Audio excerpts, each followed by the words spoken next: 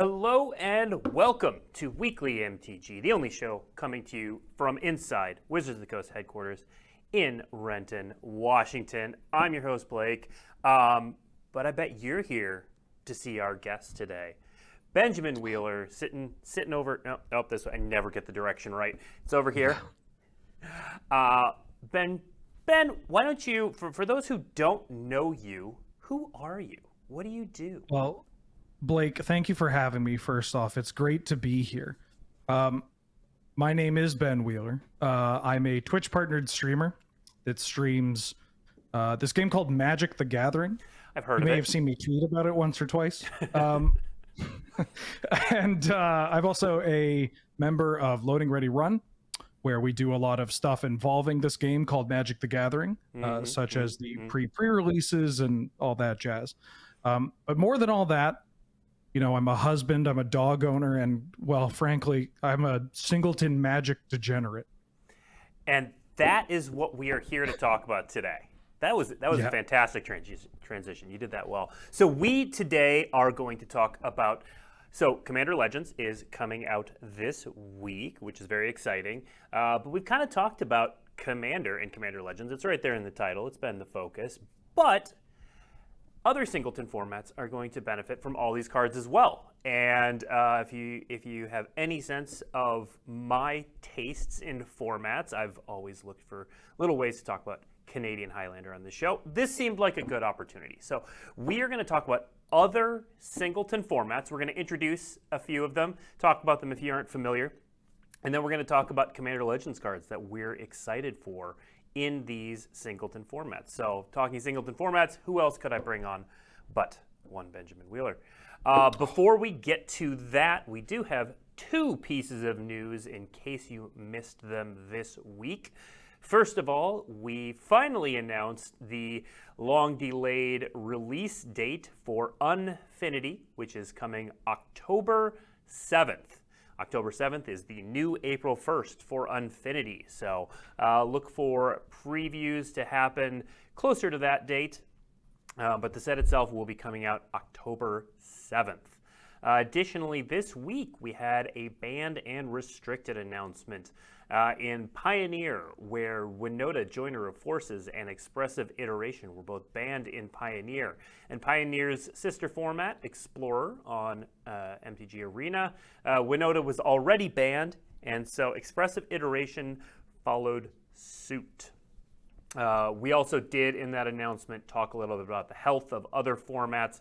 So if you want to read more about that, head to dailymtg.com and look for the BNR announcement from 2 days ago. All right, let's talk Singleton formats, Wheelers. So we're gonna go over 5 Singleton formats. Now there are we're gonna go through 5. There are dozens of these things, fan created, lots of different versions. You know, we could go into things like 4-color and Judge's Tower and things like that, but we're not going to. Do you want the history on Prismatic? Because I've got it. I bet you could. Chat, Wheeler and I are going to make references to things that are very old, and they may be older than some of you watching. That could happen. We apologize in advance, except we don't apologize because this show is for us, let's be honest. But let's talk about Singleton formats.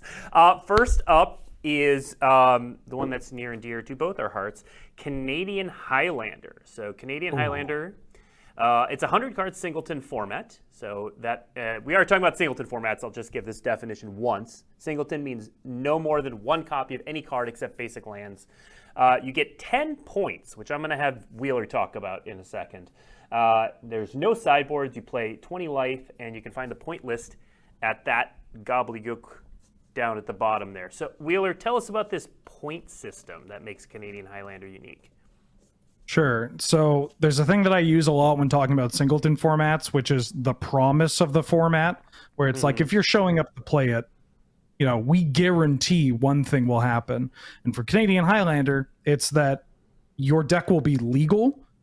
We guarantee your deck's going to be legal, assuming you follow the Singleton rule, because there are no banned cards aside for, well, the cards that are banned in everything, cards, you know, RIP Jeweled Bird. But other than that, nope, good to go. You want to play Black Lotus? Sure. You want to play Ancestor Recall? Be my guest. You want to play Goblin Guide? Ouch.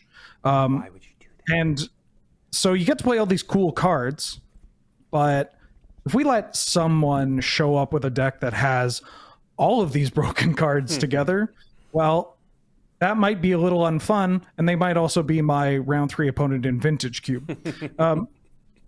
So what we use is a points list.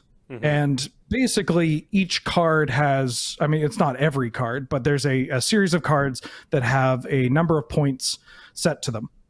For instance, Black Lotus, pretty good Magic card, has 7 points. So if you wanted to add Black Lotus to your deck, it would take 7 points. And then you would have 3 remaining pointed cards, or 3 remaining points that you could use with pointed cards when fleshing out the rest of your deck.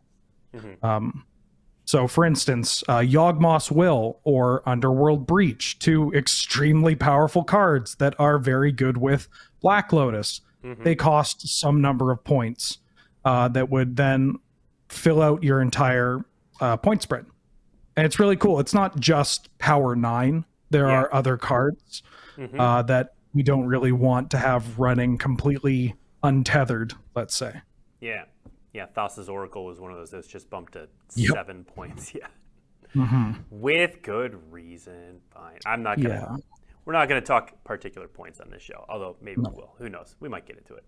But let's talk about a couple other formats before we dive into the cards. A sort of, I'll call it a cousin of Canadian Highlander. I don't actually know which one predates the other. You might. Australian Highlander. So this is another pointed format. So it's 7-point Highlander. So there are 7 points. The differences are it's a 60-card Singleton format rather than 100. And you do have sideboards. So you have 15-card sideboards. Also 20 life. You can find the points list at 7ph.com.au. Now, Wheeler, have you played Australian Highlander? I've played a bit. Canadians and Australians get along very well. To their different sides of the same coin in a way. And it's a format that has, like, I feel blessed by the communities for Canlander and for Gladiator, just absolute, diehard players. But the people that love 7-point Highlander, they love 7-point Highlander. And it's truly, again, like even you said, what came first. I think it was, honestly within the same year that both of these sprouted up, or really kind of flourished into something similar to what they are now. But as somebody that has been involved with Canadian Highlander, I constantly look to the Australians and the 7-point Highlander for just the sense of community, the discussions and all that. Yeah. Is there any? We're going to start with a good question in chat, and then we'll ask my question. There are points. They said, who determines the points for these formats? So for Canadian Highlander, we have a council. It is a collection of players that either have been involved with the format for a decade plus, or it's not to throw around the word created the format, but have effectively been involved with the creation of the format, or were involved with the creation of the format. So people that have, they've been all Canlander all the time for basically their entire Magic career. And like you said, some of these people might have been playing Canlander longer than some of the Canlander players have been, alive. Yeah. So they know a thing or two about tapping a Library of Alexandria or activating a Survival of the Fittest. Yeah. Just had heart palpitations, but go on. I shouldn't have said library. My apologies. You can't say Library of Alexandria out loud. Okay. The then corollary question is, Canadian Highlander, Australian Highlander, because you've been on, and are you currently on the Canadian Highlander committee? I want to say no, but at the same time, it's one of those things where I took a step back from doing those responsibilities, focusing on Gladiator. But then it's like, did I really actually leave? I'm still floating around being annoying, talking about Mishra's workshop, that kind of stuff. Yeah. So do the committees ever, do you think, take cues from each other? Like one side increases their points on something and the other side's like, oh, yeah, we should probably do that too. Yeah, quite a bit, actually. And even if it doesn't necessarily lead into a change in our respective lists, it could lead to just discovering, tech from other communities. Like, for instance, there was a card called Scheming Symmetry, which is a tutor that is symmetrical, I guess, that was making a real ruckus over in 7-point, but was wholly unplayed in Canadian Highlander. Now, obviously, 60 card versus 100 card is going to lead to some stuff, but that's not a card that would have necessarily been on our radar, because if it's good enough to get, pointed in one format, then it's probably at least good enough to, pay some attention to for the other formats. Makes sense. So, yeah. Chat keeps calling for this, so we're going to move on to our next Singleton format, because we just do what chat wants. It's just, chat's going to... Story of my life. I know. Gladiator. So you just mentioned you'd step back from Gladiator, so I'm going to read through this, but then I'm going to let you take it. So 100 card, MTG Arena Singleton, banned list, no sideboard, 20 life, and you can find the banned list at gladiator.blog/about-gladiator. So Gladiator, Wheeler, where did this format come from? What's the story behind it? So it was actually birthed out of at the beginning of kind of quarantine, where you had a bunch of Canadian Highlander players not able to go out to Canadian Highlander events. Yeah. And webcam magic is, something that even now I still will participate in and all that jazz, but it didn't scratch that same itch. Sure. And people were looking for a way to just be able to pop in, play games, get out, and kind of have a forever deck. And so it was actually prompted from a Loading Ready Run stream where it's like, yeah, we should have something like this. And so kind of got together with people that I knew within my own personal community and through the Canadian Highlander community, and talking about like, so what do we do? Like, how do we do this? Is it just as easy as it's the cards available in Arena, except Oko? And then it was just that. Obviously, it's evolved from that a little bit. But it's just, for lack of better terms, Highlander on Arena. Yeah. It's great. People get to pop, they get to pop open Arena, play for 2 hours on a weekday or whatever, and then just, turn it off. They get we have events running, a super active Discord, playing in weekly events, leagues, tournaments, all that jazz. And it's global. That's my favorite part about it, is that, there isn't really a language barrier when it comes to Earthshaker Kenra or, Questing Beast. So, yeah. There might be a bit of a language barrier on Questing Beast. That's more just the barrier of how much text there is. You can't get through. That's just the fact that there is language on that card, and a lot of it. So when Gladiator came about, you said it came about from a lot of people who were Canadian Highlander people. Did you discuss a points list at all? Because the banned list is kind of the big difference besides the card pool. We did discuss a points list, and that is probably the number one thing that gets asked to me about Gladiator is, would you ever consider a points list? And my stance on the points lists are that they are really just you need to have them for formats like Canlander to function, where you have the points list because, again, the promise of the format is that you can play with anything. Yeah. And to ban cards in a format where you can play with anything doesn't really line up. It's a little clunkier than saying, like, you can do whatever you want except Black Lotus, Time Walk, Ancestor Recall, yada, yada, yada. And so because the card pool for Gladiator, while still very large, is not as large as every Magic card that's ever existed, you don't really need to kind of weave in and out. You could just kind of say, like, hey, Field of the Dead doesn't exactly lead to interesting gameplay. We could probably not have that, So yeah, the ban list is it's also a lot easier to communicate. Gladiator is a format, I think, where one of the biggest strengths is ease of entrance. And It has a lower kind of load on what you kind of have to keep track of when you're making your deck. You literally just have to say, well, I can't include these cards and I can add whatever else I want. Mm-hmm. How long is the banned list? 6 cards. Okay. I Can just you gotta name make them sure I'm not. all? Probably. Oko, Thief of Crowns. That one's a real stinker. Mm-hmm. Teferi, Time Raveler. Okay. Also a bit of a stinker. Nexus of Fate. Field of the Dead. And Natural Order. Right. 5 cards. Natural Order. Right. That card exists. Yes. As of right now, 5 cards.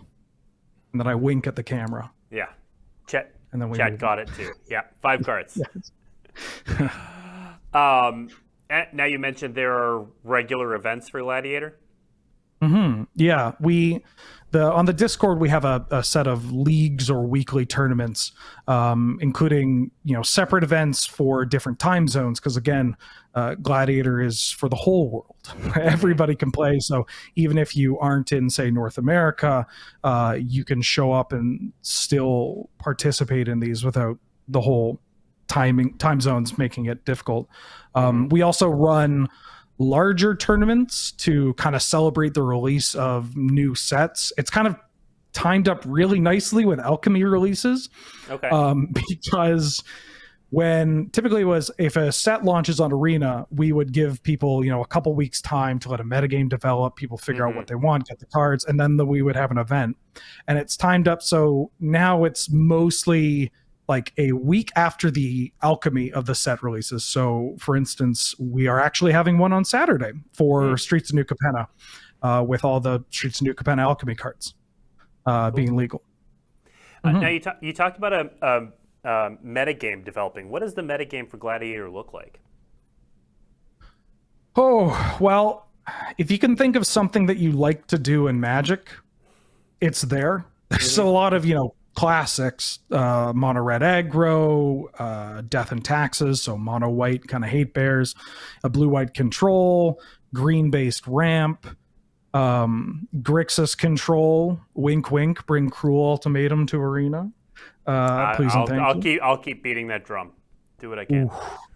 All that kind of stuff, but also you'll have decks that are more influenced by recent releases. We had when Kamigawa came out, there was like a Mardu humans deck that played, a bunch of these samurai that also happen to be humans.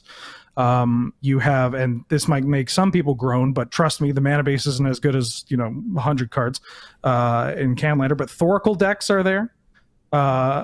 If that's what you're up to. If you really don't want to fight that, you could also play tempo decks. We have like blue-green tempo, blue-red kind of prowessy kind of tempo decks, mono blue. It's just so much. Yeah. Well, and that's, I think, what, and I'm sure this is part of the appeal for you too. It's what attracts me to Singleton formats, because there's just so much you can do because you have to use a bigger card pool. Yeah, if if at the beginning of Gladiator you told me that Future Wheeler, one of his favorite decks, would be Jund Treasures, or like Jund, I call it Snacrifice, where it's like kind of a core, use cards like Corvold, treasure tokens, food tokens, all that kind of stuff. I would probably, I'd be shocked that there was a future me, but also kind of just that doesn't line up. How's that a thing you can do? Yeah. But yeah. Cool. All right, let's get to 2 more Singleton formats, and then we're just going to talk about some cards from Commander Legends. Brawl is the next Singleton format. So this is, it can be played in paper or on Arena, but it's primarily played on Arena. 60-card Singleton. There is a banned list. There is no sideboard. You start with 25 life. You do have a commander as well. And the banned list is found there at that gobbledygook at the bottom. And so it's kind of like Commander Light. There's Historic Brawl and Standard Brawl, both available on Arena. And then I put this one in here because it is a Singleton format. It's one of the most popular ways to play, but there's a ton of variation in Cube. So we are going to talk about some of these cards in light of Cube. So we'll throw this in here. It's usually 40 card Singleton because you're usually drafting. There are no banned cards because a Cube is what you make it. Sideboards are usually, again, whatever you draft, and usually you're playing 20 life. Now, I say usually on a lot of this because a cube is how someone designs it.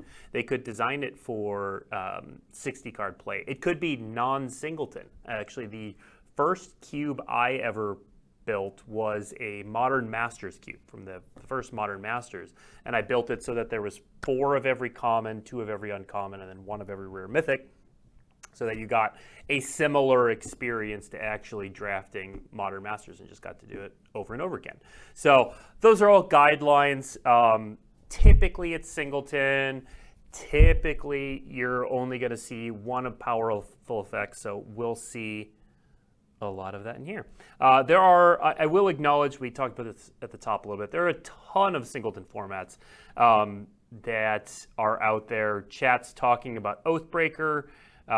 Someone's saying in Italy they play a lot of Centurion Commander, which is actually new to me, but I've seen several people mention that.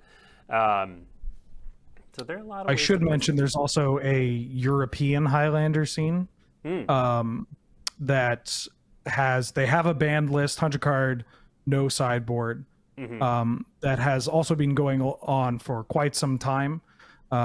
We colloquially referred to it as German Lander, but then Finnish players kept winning all the big events, and so it's like, well, European Highlander. Sure. But yeah, there's to kind of touch on the point where you asked whether or not the Australian Highlander talks to a Canadian Highlander. It really is just we all kind of borrow from each other. Yeah, it's all the same love of 100 card Singleton, and so yeah, exactly. They're just and that's at the core. It's kind of what you talked about. It's people want to play with these cards.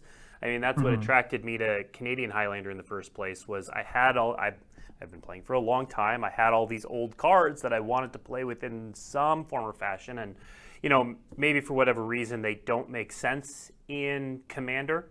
They're too focused on 1v1 play or whatever, and so they don't make sense there. And so kind of not to date myself too much, but one of the driving forces behind the creation of Canadian Highlander, I want to say 2004, maybe 2005, was from cards that were no longer playable in extended, and you couldn't play them in, at the time, type 2 or standard. Cards like Werebear. Werebear's the card I always bring up. Yeah. Yeah. And so people are like, well, I want to play with this, but it doesn't really have a home. Yeah. So what are we going to do? And then just kind of naturally built up from people wanting to play with their cards from Invasion block or cards from Odyssey block. Yeah, for me it was Gifts Ungiven that really got the ball rolling. Couldn't play with it in Commander, and they were just sitting there. Okay, let's talk about some Commander Legends cards. So I asked Wheeler to share some of his favorites from the set. Now, Wheeler also does a podcast called North 100, which is focused on Canadian Highlander. So some of these are going to be repeats from that list. I threw in some of my thoughts as well, which actually I was kind of shocked that a couple of these didn't get mentioned in the North 100 episode. So we'll chat about that. But let's start with one we both picked that I think is going to make a lot of Singleton formats. Archivist of Augma, I think. Oh, yeah. Augma, yeah. 2/2 flesh for 1 and a white, halfling cleric. So it falls into that sort of hate, bearish, death and taxes style thing, but I think this is going to see play in a lot of spaces. Whenever an opponent searches their library, you gain 1 life and draw a card. So Wheeler, what makes this card so appealing in Singleton formats? Well, it's a 2-mana 2/2. With an ability that kind of slaps my opponent on the wrist for doing something that is usually up to no good. I mean, it kind of hits on them for also using fetch lands, which is fair and good Magic. But if they're casting a demonic tutor or cracking an expedition map, they're probably trying to do something a little degenerate. So I think we can let the white player draw an extra card. Well, yeah, and I think that's one of the things I like about this is someone casts demonic tutor, they'll probably be like, okay, yeah, have your card in your life, that's fine.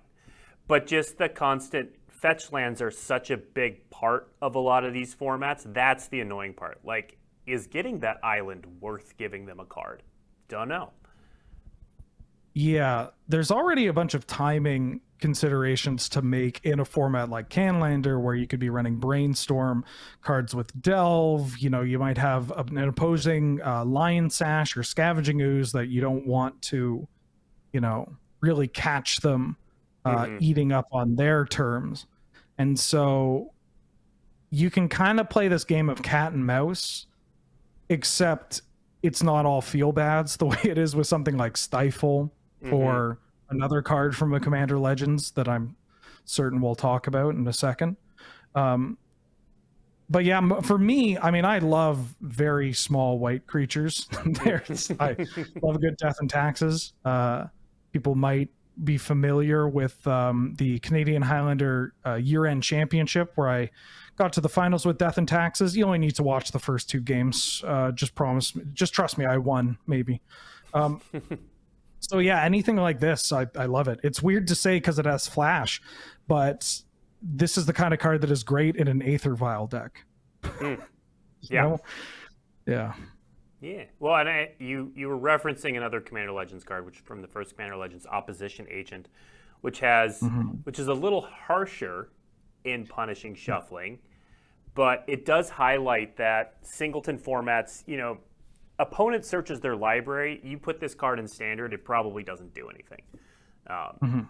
You put this card in some of these higher powered formats, and suddenly they become all-stars, which is also really cool contextually. Yeah, and even pushing that further, the Opposition Agent does pop up in formats like Vintage or Legacy, but in something where 100 cards Singleton, the kind of tutors that you have and just the number of cards that you have means that, if you are playing a deck that's up to no good, be it creature combo or more traditional stuff, then you might not have as many kind of countermeasures to stuff like Opposition Agent. And so it really gets a lot of power in formats like Highlander. Yeah. Same with Augma. Yeah.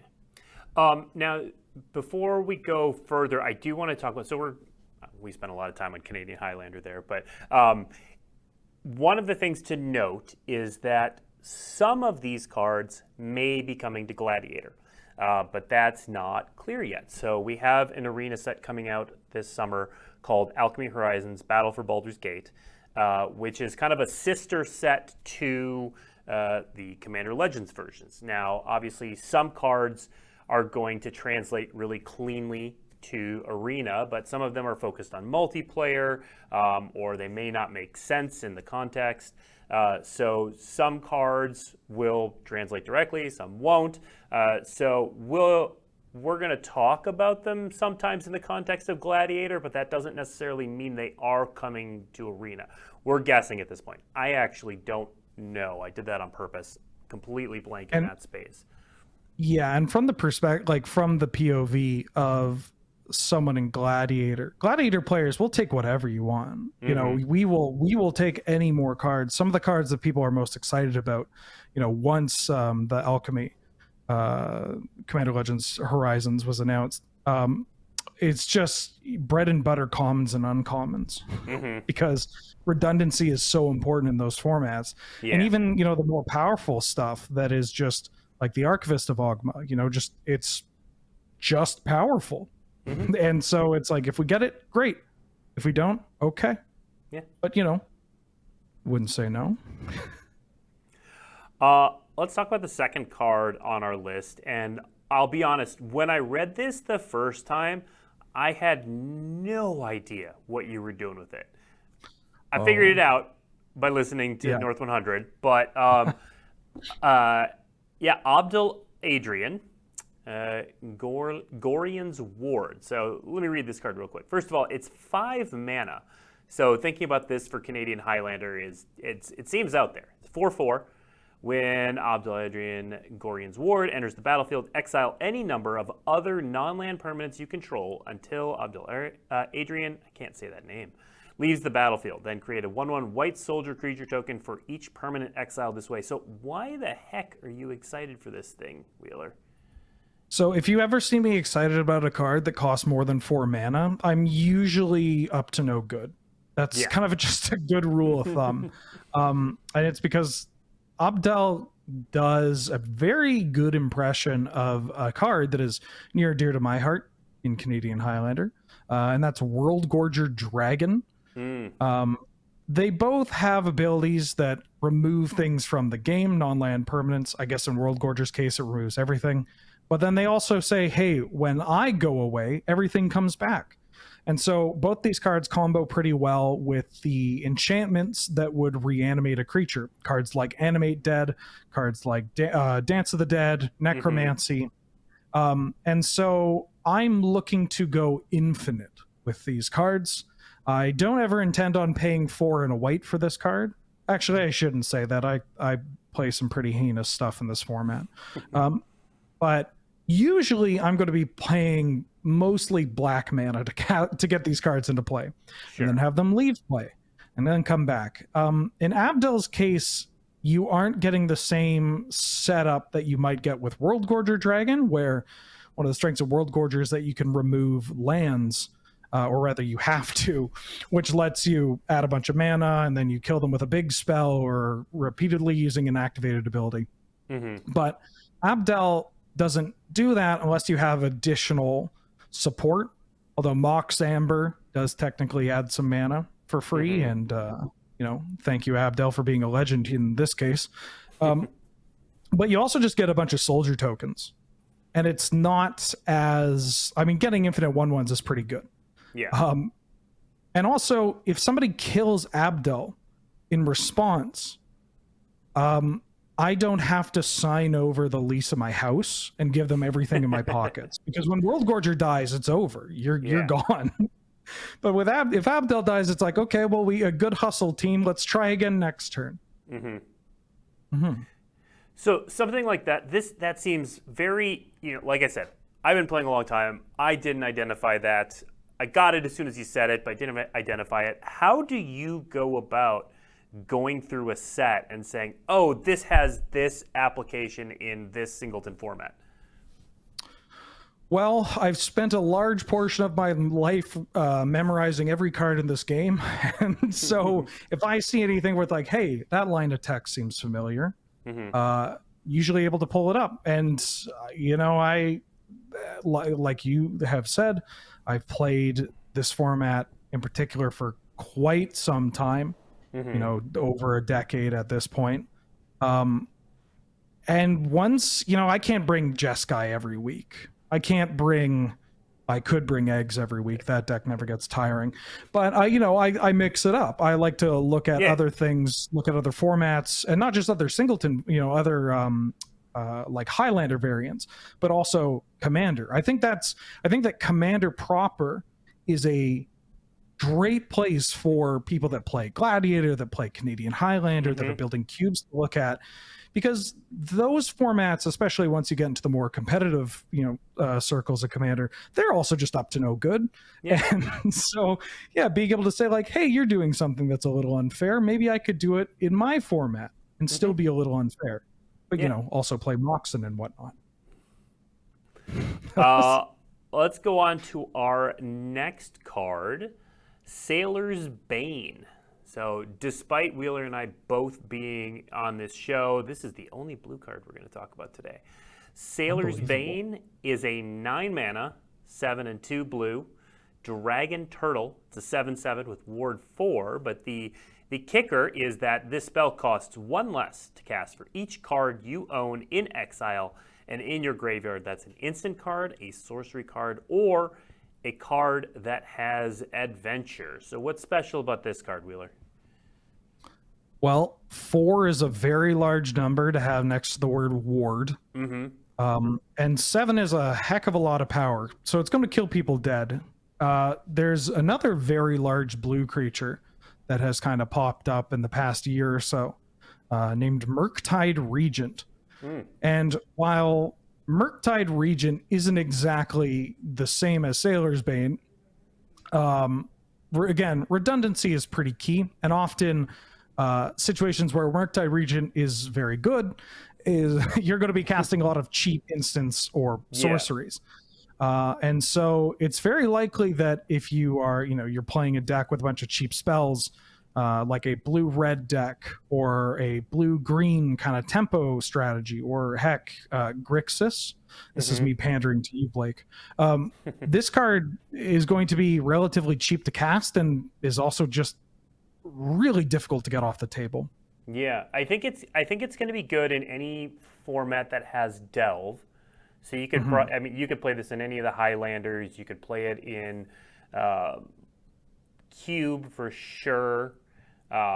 Maybe there's some things you can do with it in Gladiator or Brawl. But what I like about this card, you're referencing Grixis, but like I do. My control decks tend to play a lot of Delve. But the problem with Delve oftentimes is that you're competing for your own graveyard resources. There's a threshold of how many Delve spells you can put in the same deck. But Sailor's Bane like piggybacks off of that. It doesn't cost you Delve, it feeds off of Delve. So it's like another Delve threat that doesn't actually compete for the same resource, which is nice. Right.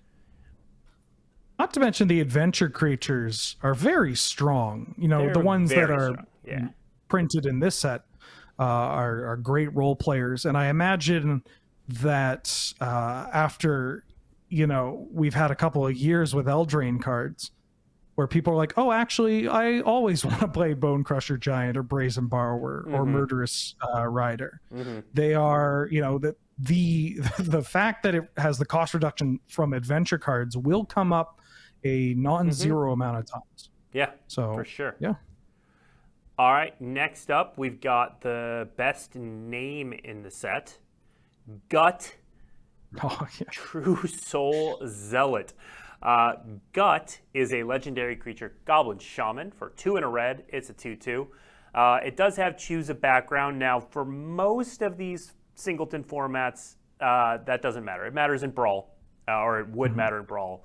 We don't know if backgrounds are coming to Arena. Whenever you attack, you may sacrifice another creature or an artifact. If you do, create a 4/1 black skeleton creature token with Menace that's tapped and attacking. What do you like about this card, Wheeler? Well, it's got a great name. That's a really good starting point for name, me. Yep.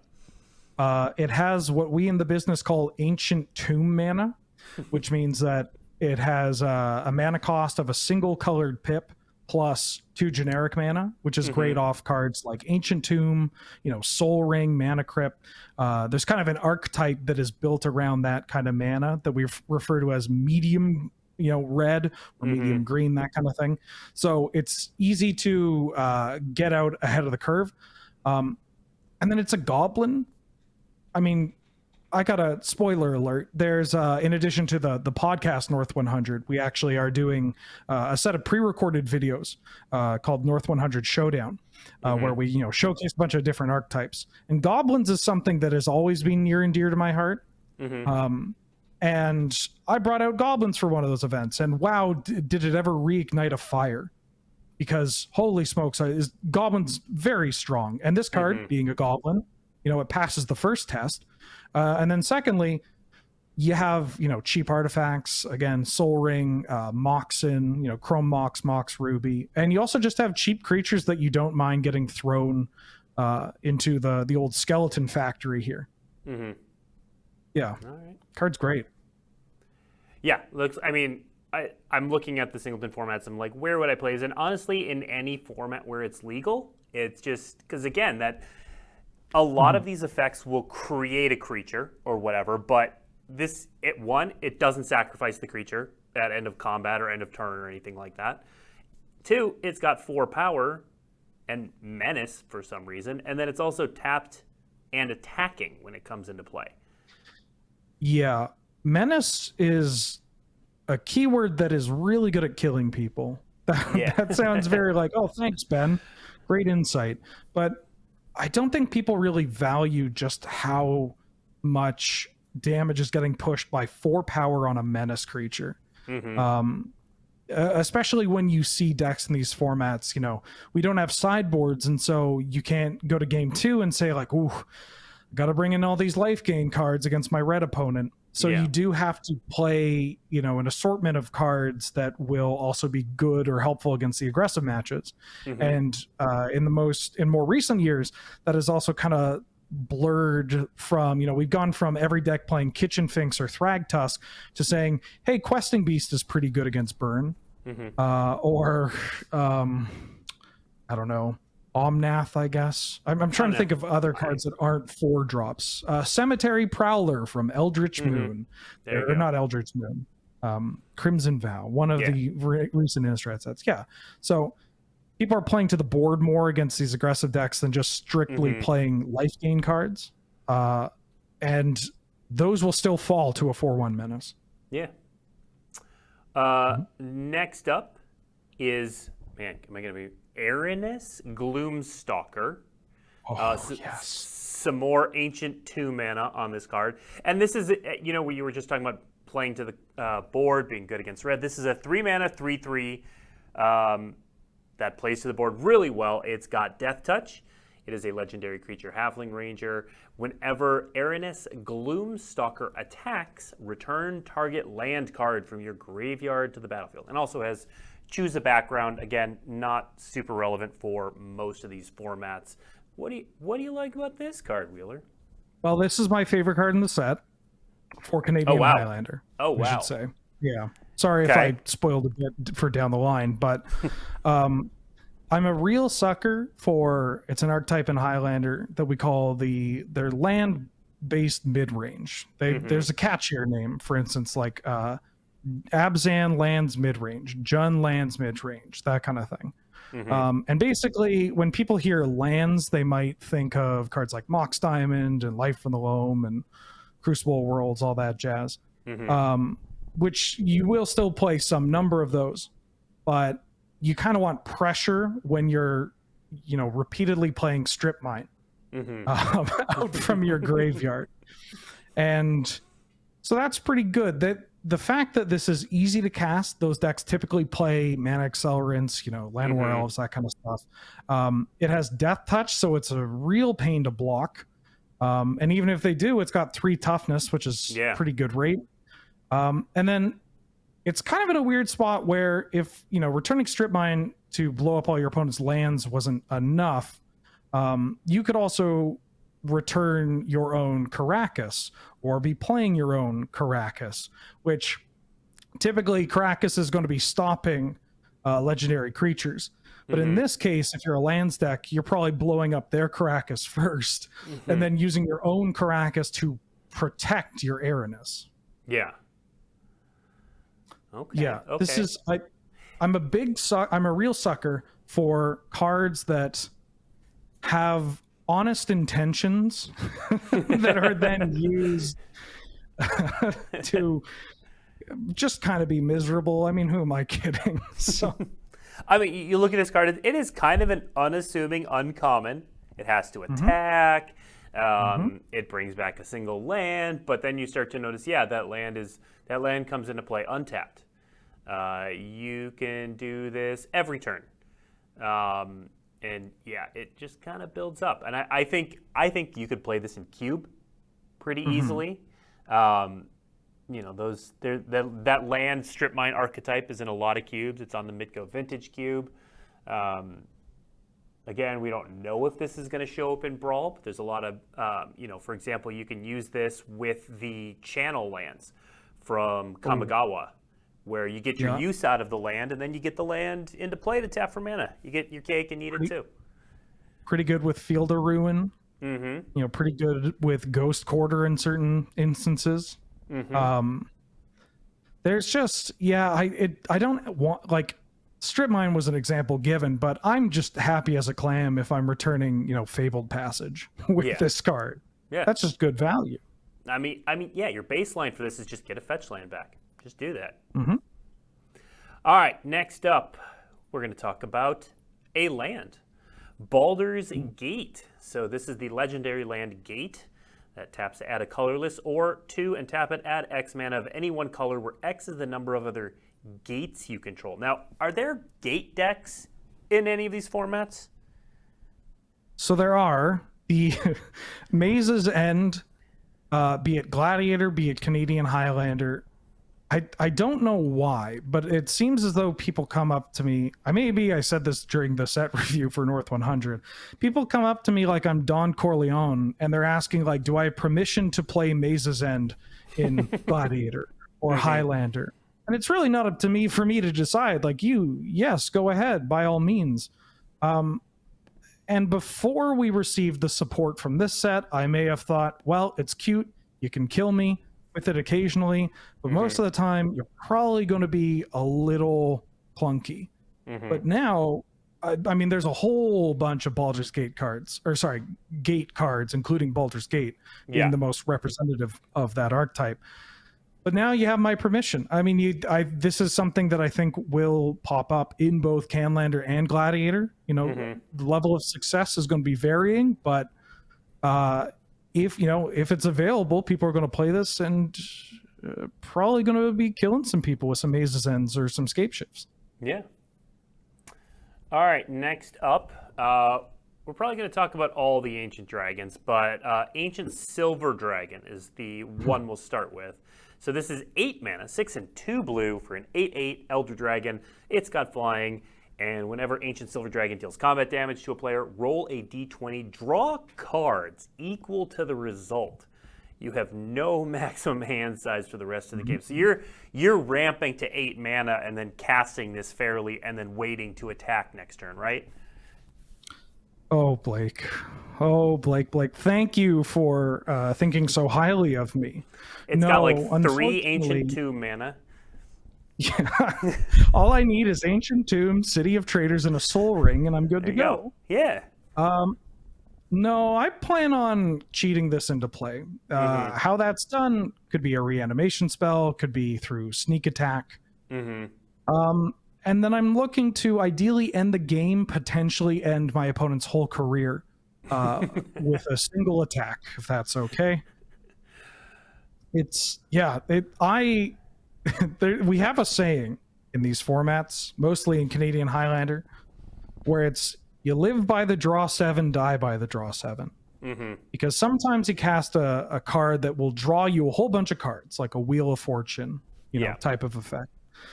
And it'll just be bad. You will draw. I can't tell you how many 7-land Wheel of Fortunes I've drawn in my life, but you know what? You live with it. Because sometimes you also draw all gas, or you just draw the average. And the average is often good enough to just kill people. I mean, the average here is 10.5, so that should be good enough. Yes, absolutely. I feel like a spikier, more competitive audience would look at it and go like, well, what if I roll bad? It's like, I don't know. Never happened to me. Wouldn't be me. So well, also at that point, you've dealt them 8 damage. Like, if you've connected and you rolled poorly, even if you roll a 1, you dealt them 8 damage and drew a card for your trouble. Yeah, I guess I'm just going to have to do it all over again. Yeah. And that's fine. I know what I've signed up for.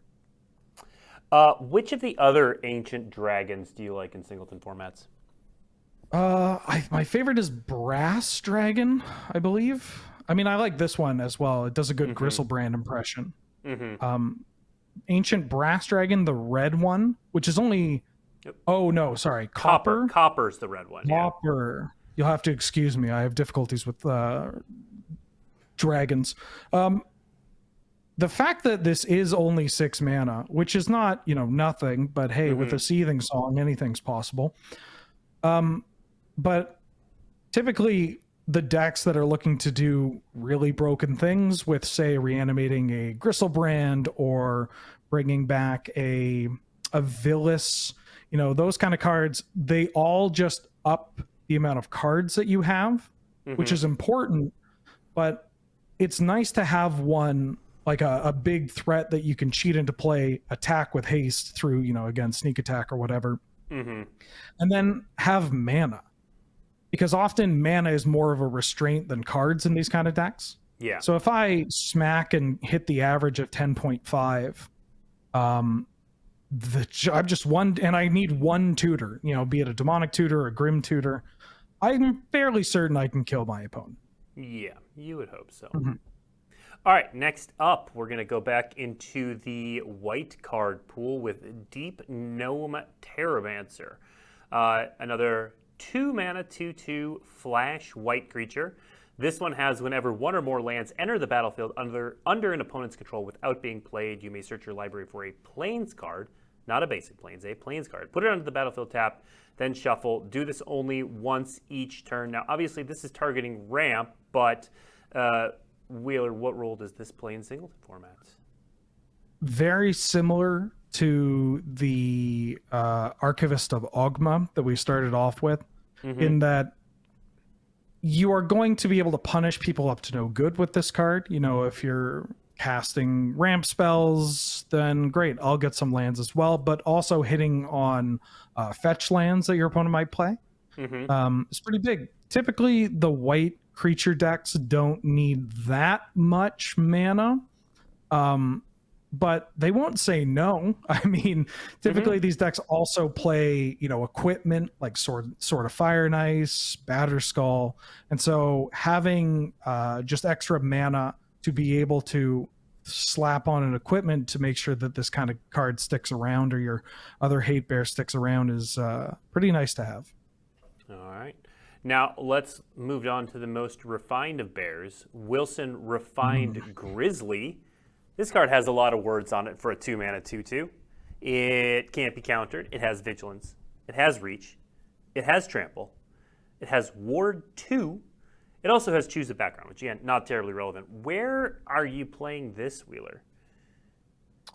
I think I'm just going to play this in any green deck that is looking to attack my opponent. Okay. As soon as possible. It feels weird to say it is just a 2/2, but I can't imagine it's going to be a 2/2 for that long. Yeah, I was going to say, are you trying to stack things on this? Yeah, I think the aforementioned Sword of Fire and Ice would be very good with this bear. I'd like to see this bear hold an Umezawa's Jite.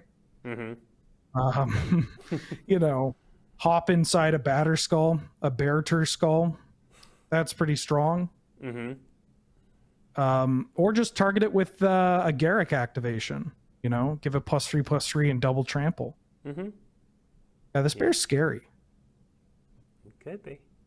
All right, so I threw in 3 additional cards that we're going to go over now. So Altar of Baal was one that raised some eyebrows for me. So it's got a bone offering adventure thing. I don't really care about that. But it is an artifact for 2 mana that reads 2 and a black, tap, exile a creature you control, return target creature card from your graveyard to the battlefield, activate only as a sorcery. This, to me, I know you have to exile a creature, but it had sort of recurring nightmare vibes for me. Like, it's I'm picking that up. Like, you can't bounce between the same creatures because you have to exile a creature you control, but in a deck that creates tokens, you can bounce creatures, you can, pull creatures back every turn. A lot of sacrifice decks have things like Scions laying around, or they, have a Theomancer, which is also a favorite in Cube to pair with Recurring Nightmare. That card goes real well with Altar of Baal. I would definitely play this in a lot of decks where I'd play Recurring Nightmare. Yeah, I like it. I mean, even cashing in something like a Llanowar Elf, a cheap mana dork later on in the game, I think I'm okay turning, a Birds of Paradise into a Thrag Tusk. That seems like a good deal to make. Yeah. I mean, this is one of those ways to get one of those ancient dragons back, for example. Yeah. Next up, this one is more fun to say than anything, but I was actually kind of surprised that it wasn't included in North 100. Ragadraga, or was it? I don't remember now. I said that. And I don't believe so. So Ragadraga Goretz Boss, 2 a red and a green. It's a 4/4. Each creature you control with a mana ability gets +2/+2. Whenever a creature you control with a mana ability attacks, untap it. And whenever you cast a spell, if at least 7 mana was spent to cast it, untap target creature. It gets +7/+7 and gains trample until end of turn. I was actually thinking of this card, Wheeler, in Craterhoof. Ooh. This to me seemed like a potential for, for those who don't know, the Craterhoof deck in Highlander it's mostly an Elves deck, but it's like an Elves natural order kind of deck. Sometimes it splashes red. I know sometimes it has black in there, but it's mostly green, trying to hit Craterhoof and a bunch of creatures.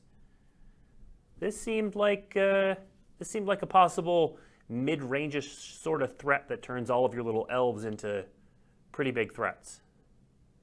I could see it. I mean, that's a deck where you're always hungry for some good 4-drops. It's kind of funny that archetype traditionally hasn't had, especially the red-green variation, hasn't had a huge amount of 4-drops that it's happy to play up until recently, which is a little important when the name of the game, the big thing that you're usually looking to get out. I mean, Craterhoof is, the end game, but also Primeval Titan. Having a 4-drop to then Eldritch Evolution into a 6-drop in the form of Primeval Titan is huge, and something the deck has kind of struggled with. So I guess if you're looking for another 4-drop that will also give you something to do with your cards, it can actually kill your opponent through like a mid-range game plan. Yeah, I could see this. Yeah. We are running out of time, so last card anyway. Jaheira, Friend of the Forest. So what struck me about this one, and I know you've mentioned things in this space on North 100 before, is this doesn't say token creatures you control have tap, add green. This says tokens you control have tap, add green. So, if this makes its way onto Arena, for example, for Gladiator, that treasure deck you were talking about, all those treasures don't have to sacrifice to make mana now. They just tap to add a green. Food taps to add a green. Any sort of random clue tokens tap to add a green. So I think there could be something to this. Now, green doesn't have any problem making green mana, but there could be some things in there. Yeah, can you ever have too much mana? I don't think so.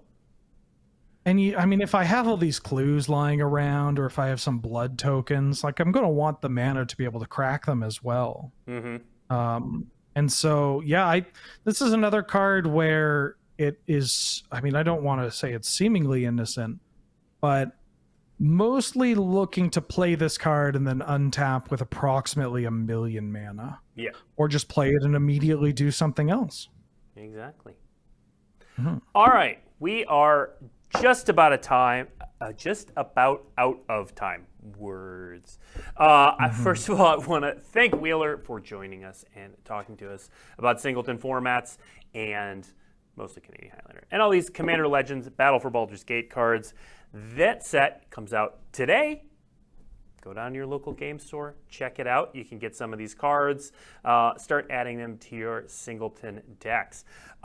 Coming up on Weekly MTG next week, we are going to be in the morning. We'll send out some social messaging to let everybody know exactly what's going on there. But that is our Double Masters debut. So we will be talking Double Masters next week. All kinds of previews, all kinds of shiny things. It'll be fantastic. And then coming up this weekend, like I said, the release of Commander Legends Battle for Baldur's Gate.